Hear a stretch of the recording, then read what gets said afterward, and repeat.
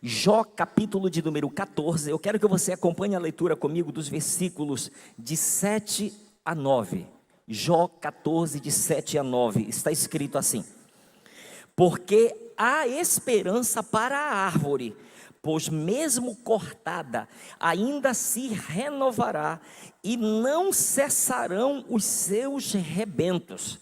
Se envelhecer na terra a sua raiz, e no chão morrer o seu tronco, ao cheiro das águas brotará, e dará ramo como a planta nova. Amém? Vou repetir, queridos, são poucos versículos, me acompanhe, por favor. Porque há esperança para a árvore, pois mesmo cortada, ainda se renovará, e não cessarão os seus rebentos. Se envelhecer na terra a sua raiz, e no chão morrer o seu tronco, ao cheiro das águas brotará, e dará ramos como a planta nova. Queridos, pare para você pensar comigo, de alguém olhar uma árvore que um dia foi bonita, frondosa, frutífera, e ela se encontrar num estado como este aqui. A pergunta é: será que ainda tem esperança? Será que ainda existe alguma possibilidade dela crescer novamente?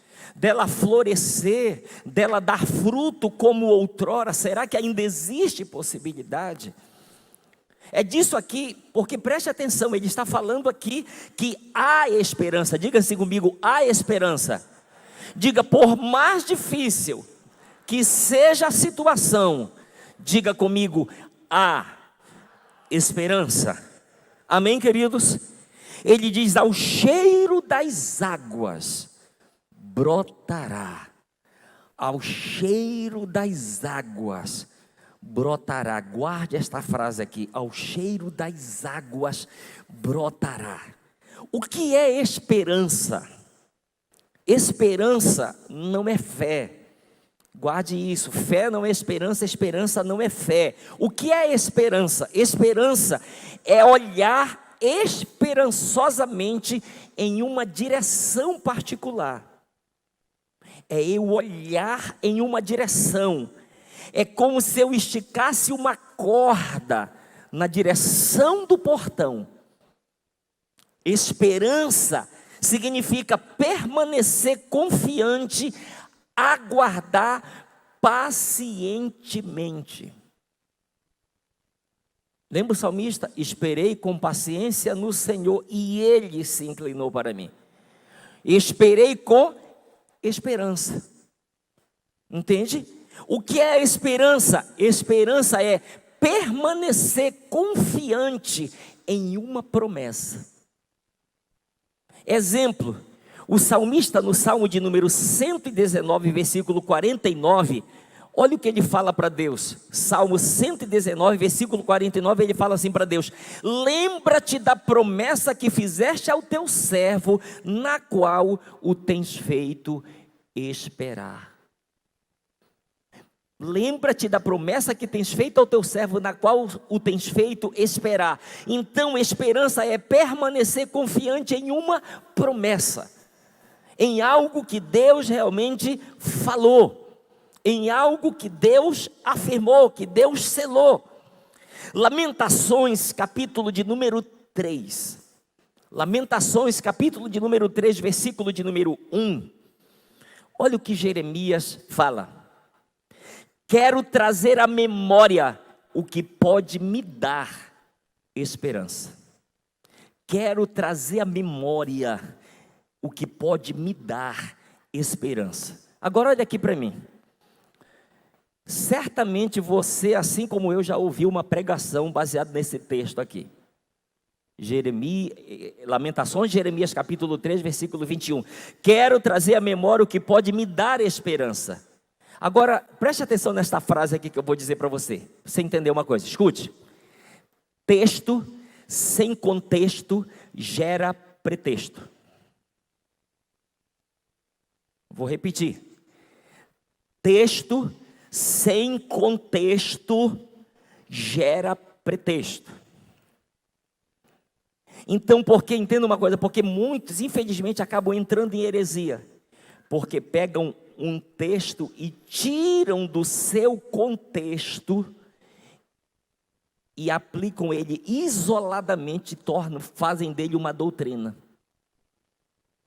Vamos fazer esse gesto aqui, por favor, coloque a mão esquerda assim, bem no meio, por favor, para você nunca esquecer isso aqui, baseado no que eu vou falar aqui. Vamos lá, diga assim comigo: texto sem contexto gera pretexto. Como diz os antigos, vai bater com a língua no dente, né? Vai ficar batendo com a língua no dente. Então, pastor, por que o senhor está falando isso aqui? Olha o que Jeremias diz: quero trazer à memória o que pode me dar esperança. Jeremias, escute, o que estava dominando a memória, a mente, os pensamentos de Jeremias, quando ele está falando isso aqui, o que estava dominando? O contexto, o que estava vindo antes. E quando você vê o contexto, quando Jeremias diz: olha, eu quero trazer à memória algo diferente. Por quê? Porque o ambiente onde Jeremias se encontrava, a situação que ele estava vivendo, e que ele viveu no passado e agora estava vivendo no presente, era terrível. Ele é conhecido como o profeta chorão. Por quê? Porque Jeremias foi um profeta que foi levantado por Deus, queridos, para pregar para Israel, para exortá-lo, para corrigi-lo, para demoestá-lo, para confrontá-lo com relação ao seu pecado. Mas Israel, como diz o ditado, fez de gato e sapato de Jeremias. Prenderam, zombaram, escarneceram, preferiram acreditar nos falsos profetas do que acreditar num profeta do Senhor. E Jeremias aqui, por que ele está sofrendo? Quando você lê capítulo 1 de Lamentações, capítulo 2 e capítulo 3, você vai ver Jeremias, se você não ler com calma, você vai ficar perguntando: peraí, Jeremias está falando a respeito dele ou a respeito dos filhos de Israel? Porque ele mistura, uma hora ele está falando sobre ele, outra hora ele está falando sobre Israel, e ele vai falando por quê? Porque ele se sente parte, ele se sente envolvido em tudo aquilo que estava acontecendo, e ele estava sofrendo muito.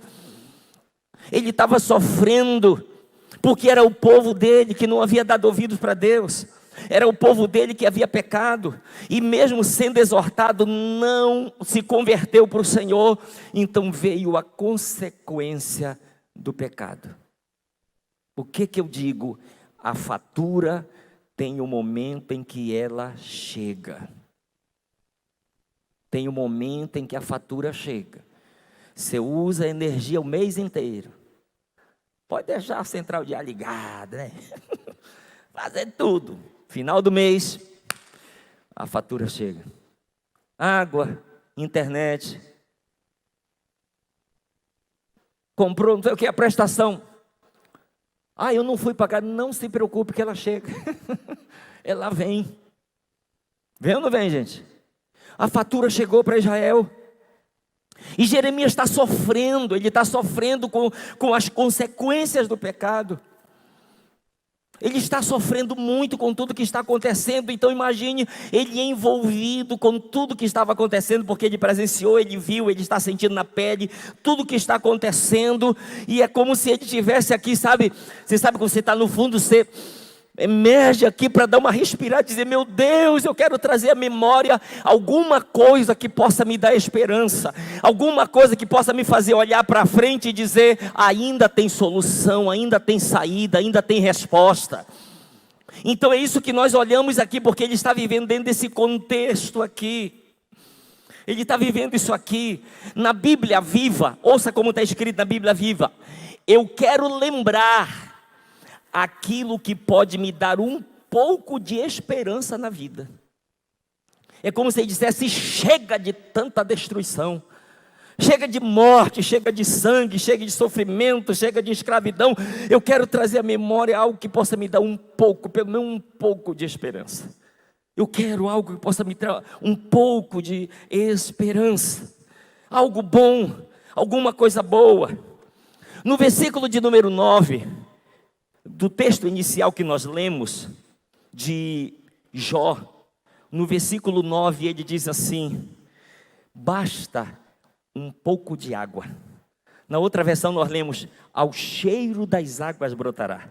Na outra versão ele diz, basta um pouco de água para ela começar a ter vida de novo, para a coisa começar a fluir. Por que eu estou repetindo esse versículo?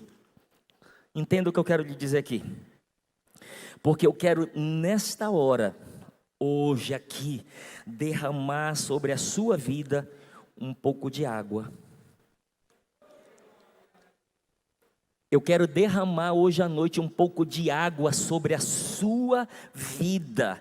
E esse pouco de água da parte do Senhor, eles serão como nutrientes e seiva que irão lhe revigorar. Eu creio nisso, que irão lhe revigorar. Em outras palavras, irão lhe conservar esperançoso, cheio de esperança. Amém, queridos? Não importa o que aconteceu, ao cheiro das águas brotará.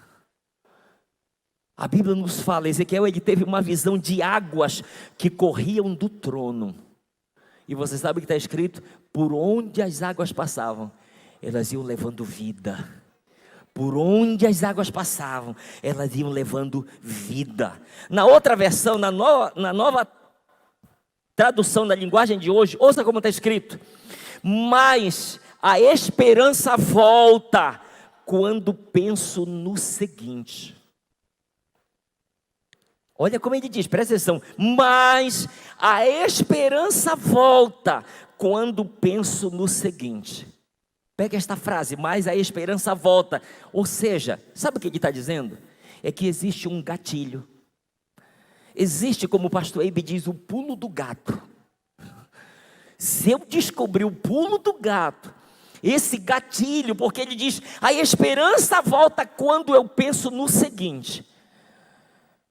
Então ele diz, é algo que eu trago à memória e faz com que a esperança comece a voltar.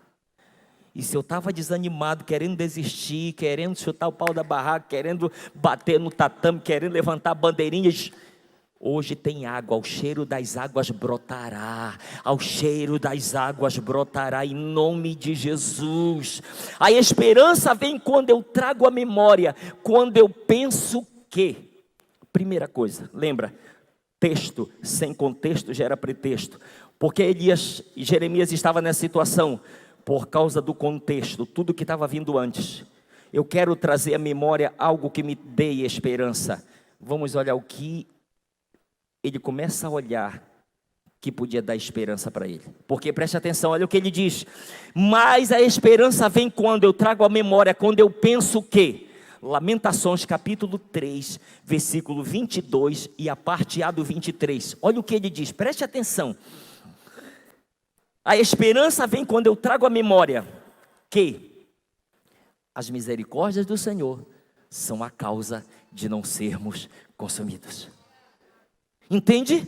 A esperança, ela vem, ela começa a brotar quando eu trago à memória que as misericórdias do Senhor, elas são a causa de nós não sermos consumidos. Elas não têm fim, elas se renovam a cada manhã. A cada manhã, quando você ou eu acordar, independente do quadro, da situação, você sabe quem vai estar me esperando você?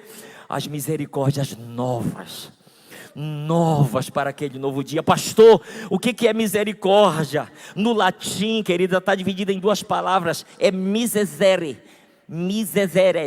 que significa ter compaixão, e cordes, coração, é ter compaixão do coração, significa ter a capacidade de sentir aquilo que outra pessoa sente, aproximar seus sentimentos dos sentimentos de alguém, ser solidário com as pessoas. Alguns já disseram que misericórdia, o que é? É você, miséria, córdia, coração. É você pegar o miserável pecador e decidir colocá-lo em seu coração.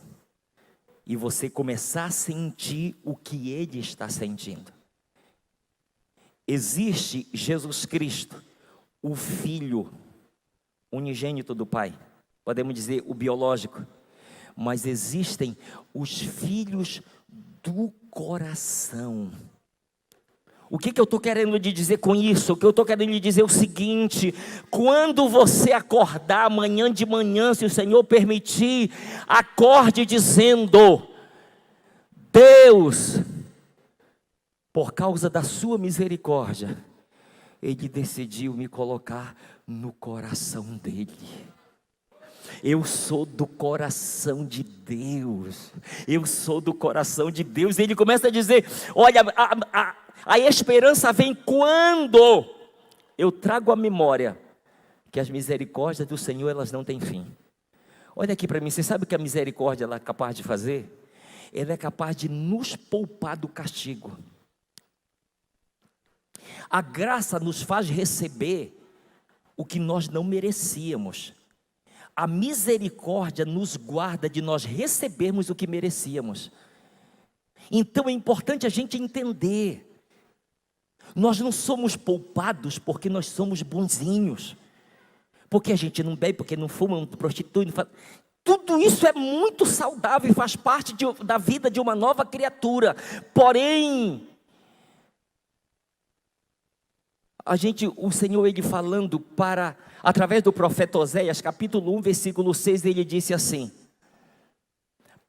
porque vocês não são destruídos, porque eu, o Senhor, não mudo.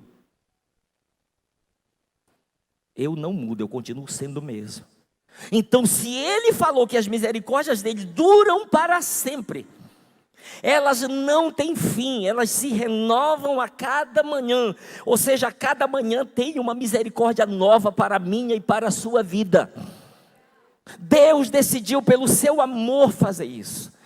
Então, por favor, se você acordar amanhã de manhã, levante sua mão e diga: Senhor, obrigado, porque as tuas misericórdias hoje, elas já se renovaram sobre a minha vida. O teu favor mais uma vez me alcançou. Tem alguém que pode levantar a mão e falar isso aí onde você está?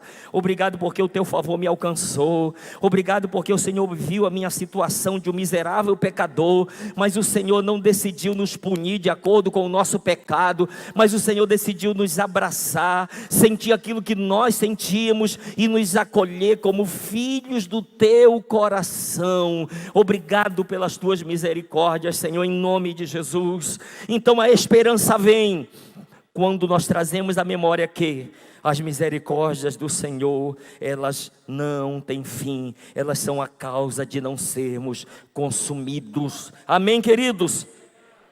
Segunda coisa, ele diz: a esperança volta quando eu trago à memória, Lamentações capítulo 3, versículo 23, parte B, quando eu trago à memória que grande é a tua fidelidade. Ele diz: a esperança vem quando eu trago à memória que a fidelidade de Deus, ela é muito grande. A fidelidade de Deus é muito grande. Ouça, a fidelidade do Senhor fez com que Ele cumprisse todas as promessas que Ele fez para a nação de Israel. A fidelidade.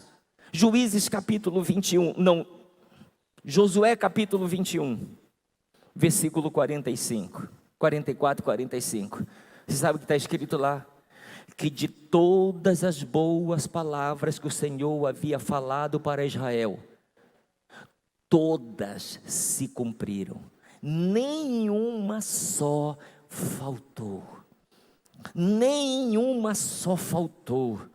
Jeremias capítulo 1, versículo 12, está escrito: porque eu, o Senhor, velo pela minha palavra para a cumprir.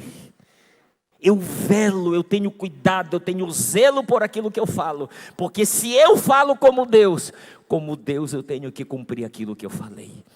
Então é por isso que ele está exaltando a fidelidade. Ele diz que Deus não é apenas fiel, ele diz que grande é a fidelidade do Senhor. Me ouça, o nosso Deus é tão fiel que Ele é digno da minha e da sua confiança.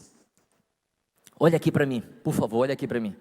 Queridos, infelizmente, por causa de homens, infelizmente, muitas ovelhas do Senhor perderam a esperança, deixaram de sonhar, deixaram de ter esperança. Por quê? Porque foram abusadas, porque foram extorquidas, porque acabaram, sabe, de alguma forma errada, porque a Bíblia diz que a gente não deve pastorear como sendo dominador do rebanho, a gente não deve pastorear por sorte da ganância. Tente imaginar se eu estou olhando uma ovelha de rapaz, olha a lã daquela ovelha é bonita, ou seja, a casa, casarão, carrão, dinheirão.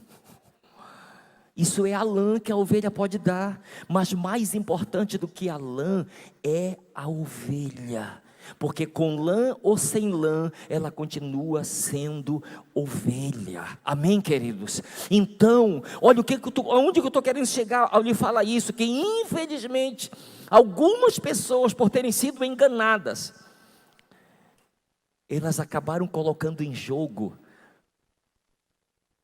todas as outras lideranças e colocaram em jogo também a fidelidade de Deus. Passaram a duvidar de Deus, passaram a duvidar de que Deus é digno da confiança delas. Infelizmente, pessoas já fizeram e já procederam assim. 2 Timóteo capítulo 2, versículo 13, 2 Timóteo 2,13, olha o que Paulo diz: se somos infiéis, Ele permanece fiel, pois de maneira nenhuma pode negar-se a si mesmo. Guarde isso. Se somos infiéis, Ele permanece fiel, porque de maneira nenhuma Ele pode negar-se a si mesmo. Queridos, às vezes a gente separa. Isso eu falei. Não, mas isso eu falei por falar. Não existe isso em Deus. Deus e sua palavra são a mesma coisa. Entende? Se Deus fala, é Ele que está penhorando a sua própria vida ali. Pare para você pensar na seriedade dessas palavras. Na carta aos Hebreus, olha o que o escritor diz quando ele se refere a Deus e Abraão. A Bíblia diz assim, que Deus, quando quis firmar a sua aliança com Abraão, e ele não tendo coisa superior pelo que jurar, ele disse para Abraão: eu juro por mim mesmo. Tem gente que, eu juro pela alma da minha mãe, eu juro pela alma do meu pai, eu juro por tudo que é mais sagrado. A Bíblia diz que não tinha nada superior a Deus. Deus diz: eu juro por mim mesmo. Você sabe o que ele estava colocando em jogo? A sua veracidade, a sua fidelidade. Deus é fidedigno. Deus é digno da minha e da sua confiança. Eu posso ouvir um amém? Deus é digno, continue confiando, porque essa fidelidade de Deus pode ser algo que pode trazer novamente a esperança para os nossos corações. Terceiro, a esperança volta quando? Ela volta quando eu penso que, Lamentações capítulo 3, versículo 24, a minha porção é o Senhor. Ele diz: a minha esperança vem quando eu penso que a minha porção é o Senhor. O que ele está falando aqui? Diz a minha alma, olha o que ele diz: a minha porção é o Senhor, diz a minha alma, portanto esperarei nele. A minha porção é o Senhor, diz a minha alma, portanto esperarei nele. O Senhor, queridos, o que ele está deixando claro aqui? Ele está falando, Jeremias está dizendo: olha, o Senhor, Ele é tudo de fato que eu tenho. O Senhor é o meu bem de imensurável valor. Nada pode se comparar a Ele. Nada pode se comparar à pessoa de Deus. Não estou me referindo à mão de Deus ou aquilo que Deus pode fazer. Eu estou me referindo à pessoa dele. E para eu lhe dar um exemplo, preste atenção nisso aqui. Escute, Jó, como eu e você conhecemos, Jó perdeu tudo o que tinha. Perdeu os bens, perdeu os filhos, perdeu a própria saúde. mas ele não perdeu a sua porção. Ele não perdeu o Senhor. Olha aqui para mim, perca tudo, mas permita que Deus continue sendo a sua porção. Permita que Deus continue sendo o seu bem precioso. Quantas pessoas já não se mataram porque perderam o que tinham? O Senhor não era a porção delas. Jeremias está dizendo, o Senhor, Ele é a minha porção. E quando eu penso nisso, a esperança ela começa a vir. A esperança ela começa a vir. Essa foi a palavra que Deus deu para minha esposa. Eu sou a tua herança. Eu sou a tua porção. Quando você quiser algo, peça para mim, que eu sou teu pai, eu te dou. Queridos, isso é tão lindo quando você consegue entender e absorver isso. Deus é a minha porção. Ele é o meu bem de imensurável valor. Ele é aquilo que de mais precioso eu tenho. Eu tenho. Então, queridos, isso aqui é tão sério. Tem uma mulher, ela já partiu para o Senhor, chamada uma mulher de Deus, chamada Catherine Kuhn. Aquela mulher, uma mulher muito usada por Deus. Você sabe o que ela dizia? Senhor, me tire tudo que eu tenho, tire todas as minhas coisas, só me deixe com a roupa do corpo, me tire bens, me tire isso, me tire aquilo outro, mas só não retires de mim o teu Espírito Santo. Só isso. Tire qualquer outra coisa, mas não retires de mim o teu Espírito Santo.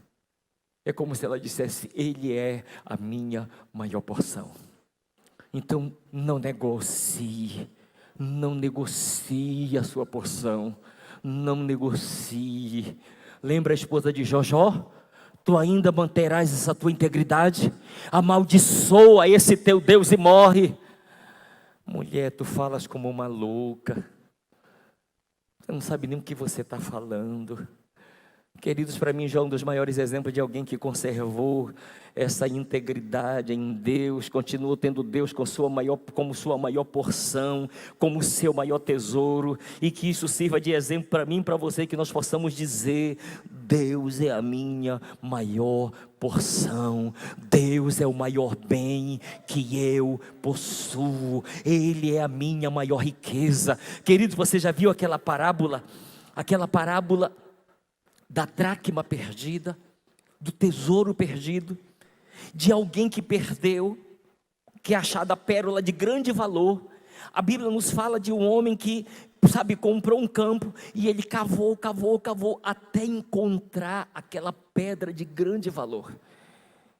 Eu quero te dizer que um dos significados disso é que essa pedra de grande valor é a pessoa de Jesus Cristo. Quando nós o encontramos, nós estamos dispostos a comprar, a vender, a negociar qualquer outra coisa para tê-lo para nós como a nossa maior porção, como o nosso bem maior. Então que ele seja isso para mim e para você. Quarto,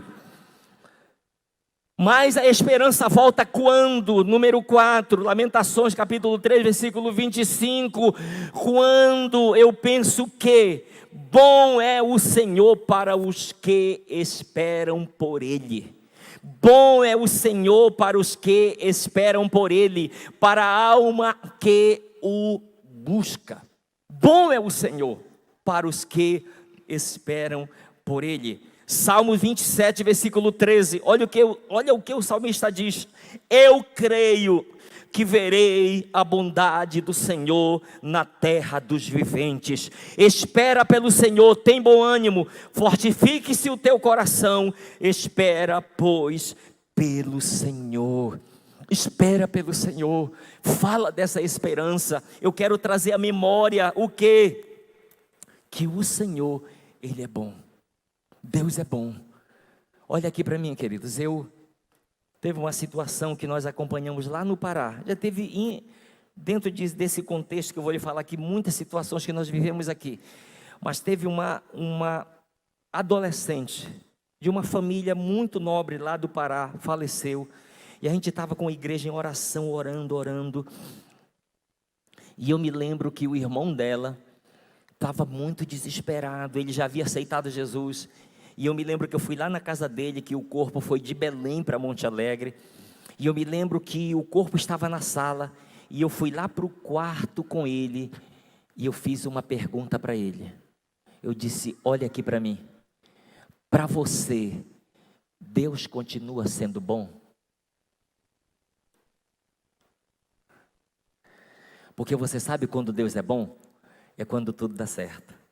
Você sabe quando Deus é bom? É quando Ele responde nossas orações. Você sabe quando Deus é bom? É quando Ele usa alguém para nos abençoar. Você sabe quando Deus é bom? É quando as portas começam a se abrir.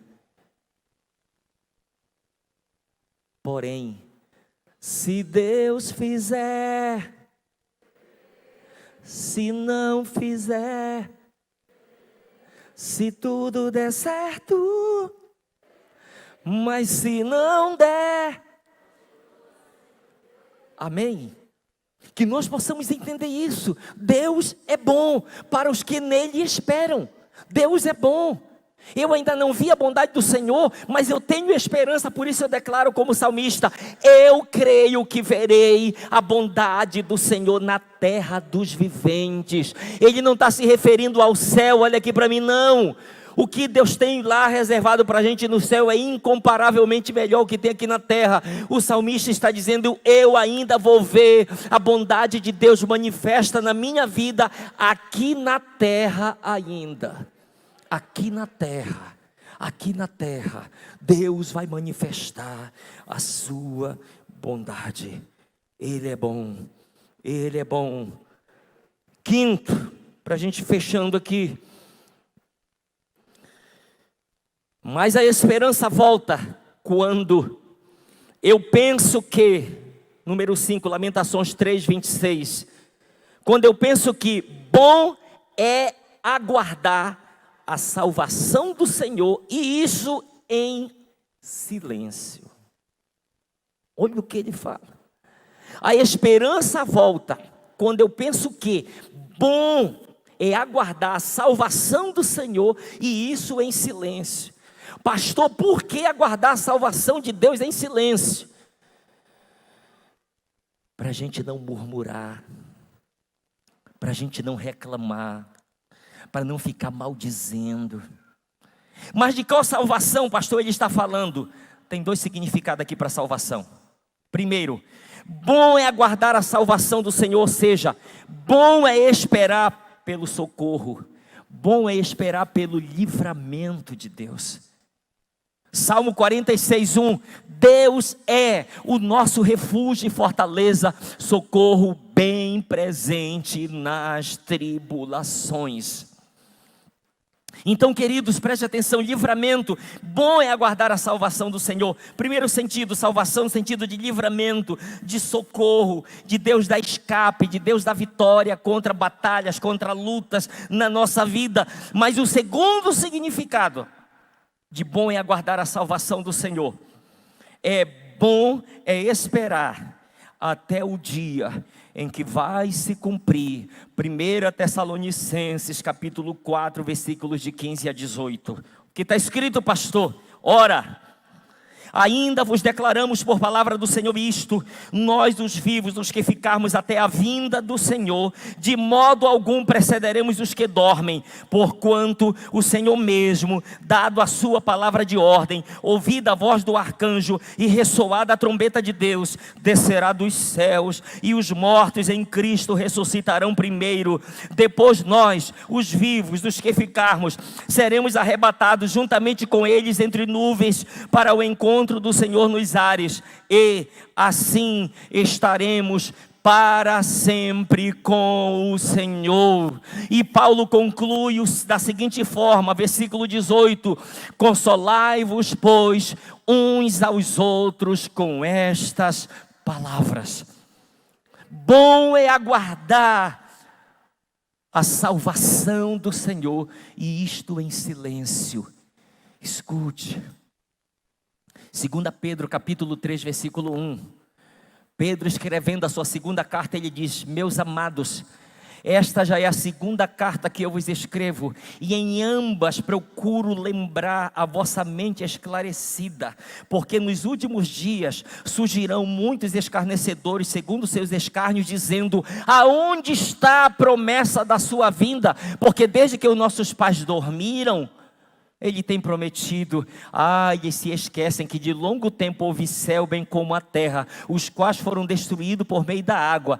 Ora, os céus que agora existem e a terra, os mesmos estão sendo entesourados para a destruição com fogo.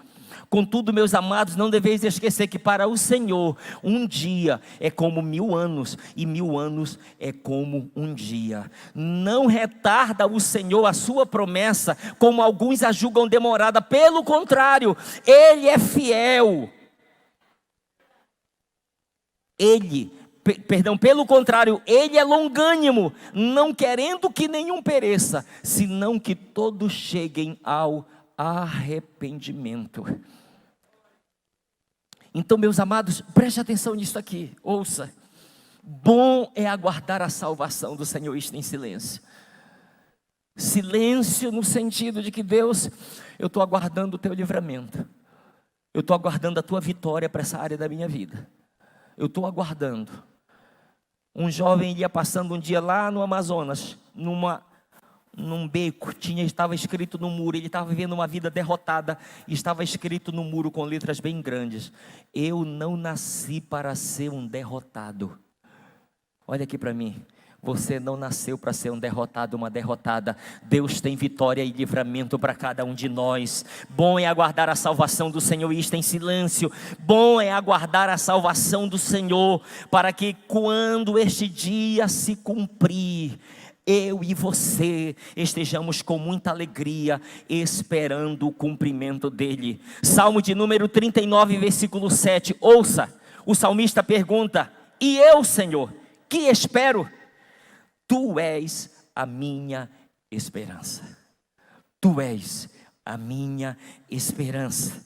Escute, queridos, o profeta Jeremias disse na sua angústia, Lamentações capítulo 3, versículo 18, ouça o que ele disse. Então, Lamentações 3, 18, ouça o que ele diz: então disse eu, já pereceu a minha glória, como também a minha esperança no Senhor. Ele disse: já pereceu a minha glória, como também a minha esperança no Senhor. Pare para você pensar. Infelizmente existem muitos cristãos que já perderam a esperança. Muitos cristãos que infelizmente, já não tem mais esperança, já não tem mais expectativa, perspectiva de dias melhores, de que algo vai acontecer de Deus para mudar o quadro, para mudar a situação. A gente vai ver a manifestação da bondade do Senhor, nós vamos ver se manifestar isso para a glória de Jesus. Me ouça, preste atenção nisso aqui. Eu não sei pelo que você tem esperado e por quanto tempo você tem esperado. Eu não sei. Preste atenção, vou repetir. Eu não sei pelo que você tem esperado e por quanto tempo você está esperando. Eu não sei se a sua situação está como a de Jeremias. Já pereceu a minha glória, como também a minha esperança no Senhor. Ouça isso aqui que eu quero lhe dizer, me ouça. Abraão esperou 25 anos por Isaac. Jacó esperou 14 anos para se casar com Raquel. José esperou 17 anos para se tornar governador do Egito. Jesus esperou até os seus 30 anos de idade para começar o seu ministério terreno. Eu esperei 20 anos para ser enviado pelo Senhor aqui para o Maranhão. Eu não sei o que você está esperando, ou pelo que você está esperando, e por quanto tempo você está esperando. Eu tenho um conselho para lhe dar da parte do Senhor. Hebreus capítulo 10, versículo 23. Guardemos firme a confissão da esperança sem vacilar, pois quem fez a promessa é fiel. Vou repetir, preste atenção. Eu não sei pelo que você está esperando, ou há quanto tempo está esperando. Ouça o que o Senhor fala para você nesta noite.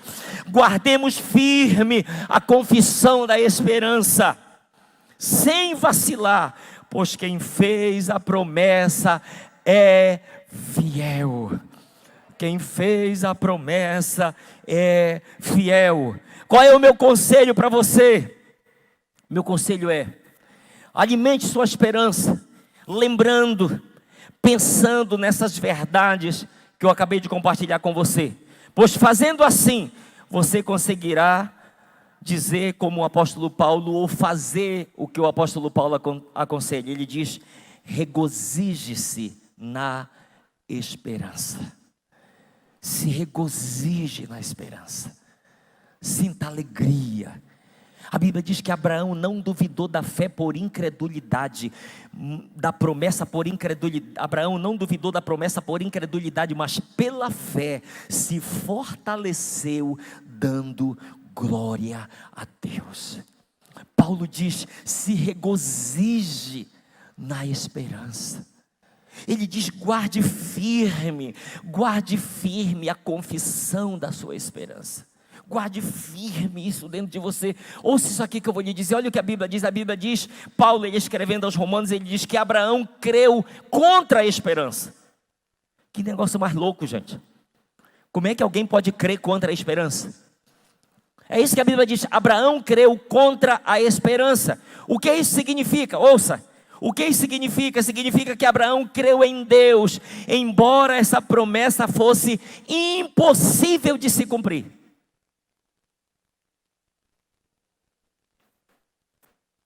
Porque ele era estéril, Sara era estéril, e ele já estava completando os seus 100 anos de idade.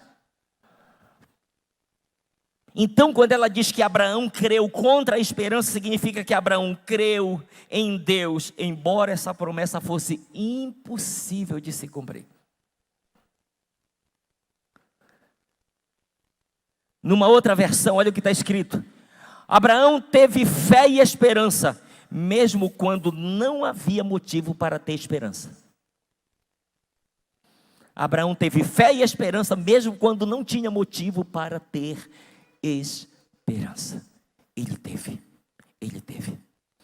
2 Pedro capítulo 3, versículos 15 e 16.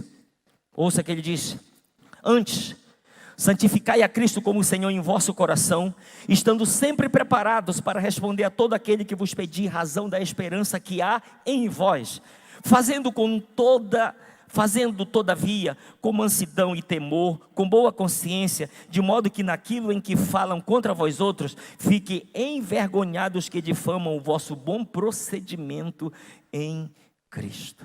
Olha o que ele diz, só o versículo 15. Antes, santificai a Cristo como Senhor em vosso coração, estando sempre preparado para todo aquele que vos pedir razão da esperança que há em vós.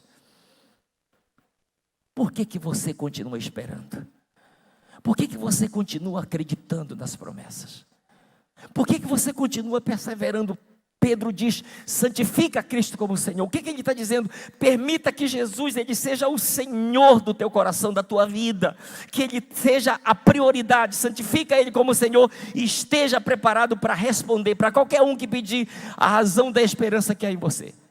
E eu quero lhe dizer, se você quer sair daqui com um motivo para você responder aqueles que perguntarem para você, se eles perguntarem por que você continua perseverando, por que você continua crendo nas promessas, diga: eu continuo perseverando, eu continuo crendo, porque fiel é o Deus que fez a promessa.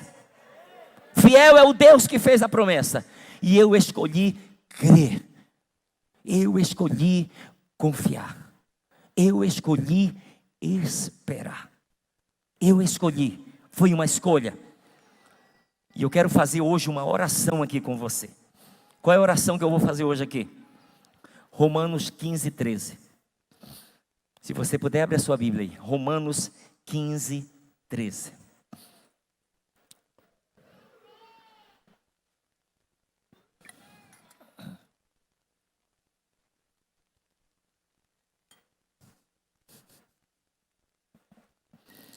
Romanos 15, 13. Essa é a oração que eu quero fazer com você e por você nesta noite.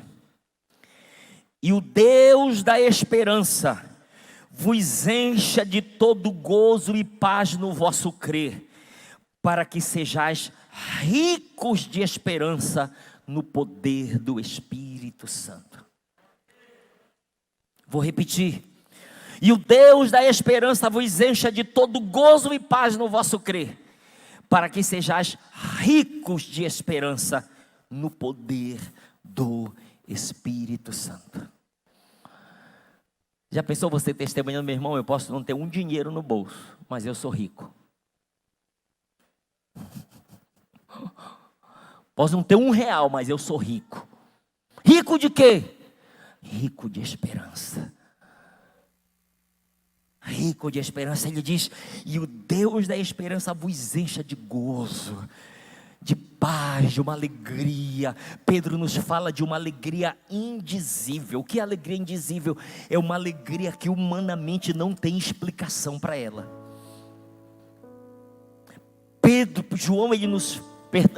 O apóstolo Paulo, ele nos fala, queridos, de uma paz que excede todo o entendimento, que é capaz de guardar o nosso coração e a nossa mente em Cristo Jesus.